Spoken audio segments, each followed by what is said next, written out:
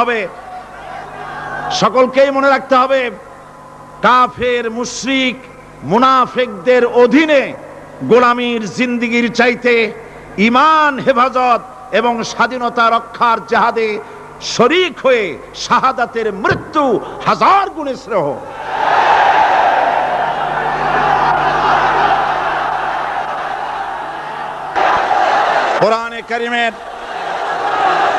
কোরআনে কারীমের তাফসীর শুরু করার আগে সাংবাদিকদের জন্য আমি এই কথাগুলি বললাম, যেহেতু রাত বেশি হলে তারা কথাগুলি পত্রিকায় দিতে পারবে না, সেই জন্য পুরা নিউজ বলার আগে হেডলাইনগুলি জানাই দিলাম। তবে সাংবাদিকদের ব্যাপারে আমার একটু কথা আছে। সেই কথা হচ্ছে, সাংবাদিকতা মহান পেশা। সব সময় আমরা সম্বোধন করি সাংবাদিক বন্ধুগণ, আমরা জাতির বিবেক তাদেরকে মনে করি, ঠিক কিনা বলেন? এই চট্টগ্রাম তাফসীরুল কোরআন মাহফিল কি নিয়ে যা ঘটলো, সাংবাদিকদের মাধ্যমেই গোটা জাতি এবং দুনিয়া জানতে পেরেছে। ওই সব সাংবাদিকদেরকে আমি আমার অন্তরের অন্তঃস্থল থেকে মুবারকবাদ জানাই, যেসব সাংবাদিকরা জীবনের ঝুঁকি নিয়ে সত্যকে বিকশিত করেছেন। কিন্তু তার মধ্যেও কিছু কিছু সাংবাদিক আছে, আমি তাদেরকে দু একটি কথা না বলে পারবো না। বলবো? বলাই লাগবে। তার মধ্যে একটি পত্রিকা, যার নাম জনকণ্ঠ ওরফে রকণ্ঠ, এই পত্রিকাটি আজ রিপোর্ট করেছে, জনকণ্ঠ, সশস্ত্র ক্যাডার প্রহরায় চট্টগ্রামে সাঈদীর তাফসীর মাহফিল শুরু। আজকের এই লক্ষ লক্ষ জনতাকে জিজ্ঞেস করতে চাই, এই লক্ষ লক্ষ জনতা আপনারা কোন সশস্ত্র ক্যাডার চোখে দেখেছেন?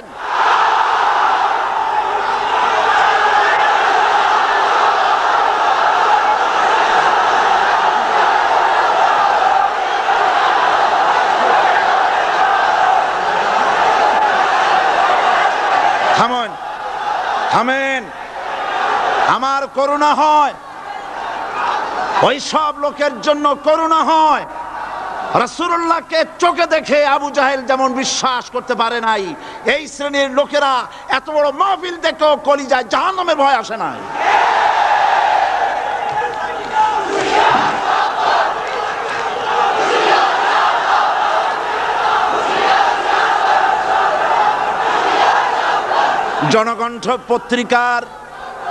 জনকণ্ঠ পত্রিকার সাংবাদিক যদি খুঁজে খুঁজে সশস্ত্র ক্যাডার আপনি এভাবে খুঁজে খুঁজে পান, সাংবাদিকতার চাকরি ছেড়ে পুলিশে চাকরি নিন,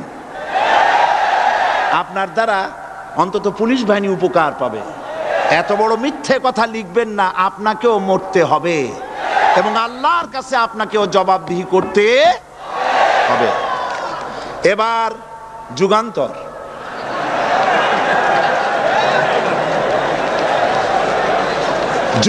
পত্রিকা নতুন বেরিয়েছে। যুগান্তরকে দেশবাসী বস্তুনিষ্ঠ সংবাদ পরিবেশন করবে বলেই আশা করে। জনকণ্ঠের মতো জঘন্য কণ্ঠে যুগান্তর পরিণত হোক, জাতি তা চায় না। যুগান্তরের রিপোর্টার কি রিপোর্ট করলেন? আপনি লিখেছেন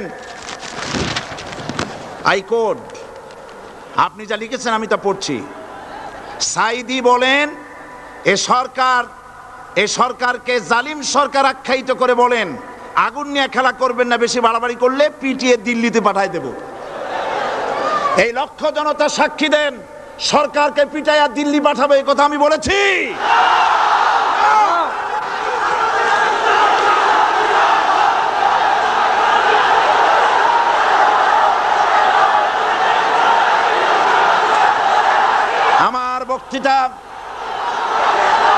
আমার বক্তব্য রেকর্ড হয়, টিভি আছে, ভিডিও আছে।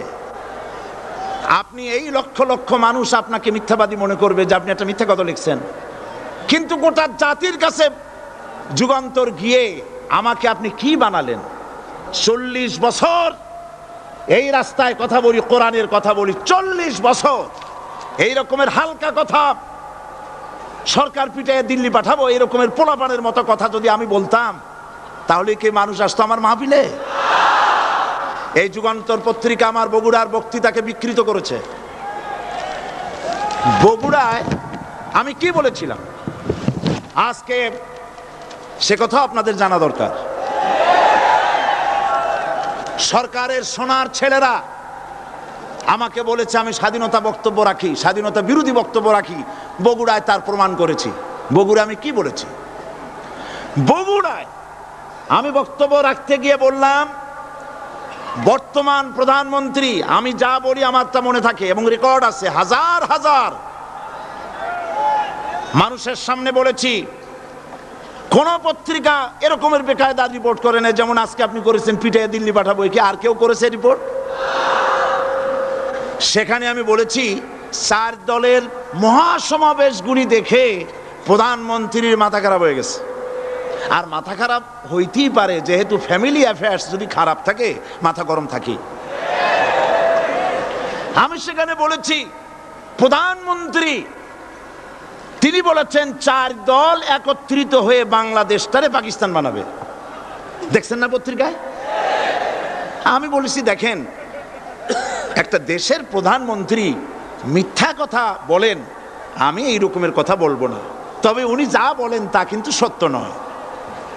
মিথ্যাবাদী আমি বলতে পারি না, বলবোই না, তবে যা বলেন তা সত্য নয়। আস্তে করে বলছি। উনি বলছেন দেশটারে পাকিস্তান বানাবে 4 দল। আমি বললাম বিগত 21 বছর যারা দেশ চালাইছে তারাই তো 4 দলের মধ্যে আছে না নাই? পাকিস্তান বানাইছে তারা? আচ্ছা আপনারা বলেন পাকিস্তান কাছে না হিন্দুস্তান কাছে? আমি বলেছি যদি বাংলাদেশকে কেউ পাকিস্তান বানাতে চায় তাহলে সর্বপ্রথম কাশ্মীর পাকিস্তান হতে হবে, তারপরে হিন্দুস্তানকে পাকিস্তান হতে হবে। এটা যেমন সম্ভব নয়, কিয়ামত পর্যন্ত বাংলাদেশ পাকিস্তান হওয়া সম্ভব নয়। আমার এই স্পষ্ট বক্তৃতার হাজারো রেকর্ড আছে বগুড়ায়। কেউ ধরনের বাজে রিপোর্ট করেনি। যুগান্তর লিখেছে, সাইদি বলেছে কাশ্মীর পাকিস্তান হইলেই বাংলাদেশ পাকিস্তান হয়ে যাবে। আমি ওই দিন ঢাকায় এসেই যুগান্তর পত্রিকার চিফ রিপোর্টারকে টেলিফোন করে বলেছি আপনি একটা ভুল রিপোর্ট আপনার সাংবাদিক করেছে বগুড়া থেকে, জাতি বিভ্রান্ত হবে। আমি একটা প্রতিবাদ পাঠালাম, অনুগ্রহ করে আমার প্রতিবাদ ছেপে দিবেন। ওনরা সাংবাদিকতার প্রতি মর্যাদা দিতে গিয়ে আমার এই বক্তব্যটা ছাপেন নাই। তার মানে হলো আমার বিরুদ্ধে যদি কেউ কথা বলে হুবহু ছাপা হবে, আর আমি যদি সেলফ ডিফেন্স দিতে চাই বস্তুনিষ্ঠভাবে আমাকে কভারেজ দেওয়া হবে না। এটাই হলো তাদের সবচাইতে আমার প্রতি ক্ষোভ। এবং তারা চায় আমাকে জনগণ থেকে বিচ্ছিন্ন করতে, কিন্তু জনগণ থেকে আমাকে বিচ্ছিন্ন করা যাবে না। কারণ আমার আকর্ষণে মানুষ আসে না, আকর্ষণ হলো আল্লাহর কোরআন। জনগণকে বিচ্ছিন্ন করা যাবে না। আমি তাফসীরের আগে যুগান্তর পত্রিকার সাংবাদিককে অনুরোধ করব, আপনি অনুগ্রহ করে আপনি এই সংশোধনটি মেহেরবানি করে পাঠিয়ে দিন যে গতকাল যে কথা বলা হয়েছিল যে সরকারকে লাঠি দিয়ে পিটাইয়া দিল্লি পাঠায় দেবো, এই কথা যে এটা আমি ভুল লিখেছি। মানুষ ভুল স্বীকার করলে কোনো অপরাধ নাই, অন্যায় নাই। আমরা আশা করব আগামীকালের যুগান্তরে আমরা দেখব যে আপনি ভুল স্বীকার করেছেন, এর দ্বারা যুগান্তরের মান কমবে না, মান বেড়ে যাবে। আর যদি ভুল স্বীকার না করেন আল্লাহর অভিশাপের জন্য প্রস্তুত থাকবেন।